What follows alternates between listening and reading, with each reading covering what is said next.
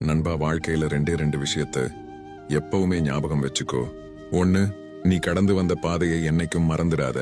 ரெண்டாவது, நீ கடந்து போக போற பாதையை யார்கிட்டயும் சொல்லிடாத. ஏன் கடந்து வந்த பாதையை மறக்க கூடாது? ஏன்னா அந்த பாதை தான் உனக்கு கஷ்டத்தையும் வலியையும் அவமானத்தையும் கொடுத்துச்சு. அதே பாதை தான் உனக்கு பாடத்தையும் அனுபவத்தையும் பக்குவத்தையும் கொடுத்துச்சு. நீ ஜெயிச்சாலும் சரி தோத்தாலும் சரி, அந்த பாதை தான் நீ யாருங்கிறதோட அடையாளம். அதை மறந்தா உன்னையே நீ மறந்த மாதிரி. அடுத்து, ஏன் போக போற பாதையை யார்கிட்டயும் சொல்லக்கூடாது? ஏன்னா உன் கனவுகளையும் லட்சியங்களையும் எல்லாரும் புரிஞ்சுப்பாங்கன்னு நினைக்காத.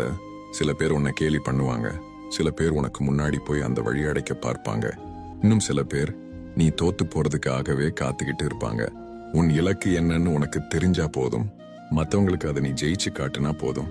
உன் பயணத்தை மௌனமா தொடங்கு, உன் வெற்றி உறக்க பேசும். ஞாபகம் வச்சுக்கோ.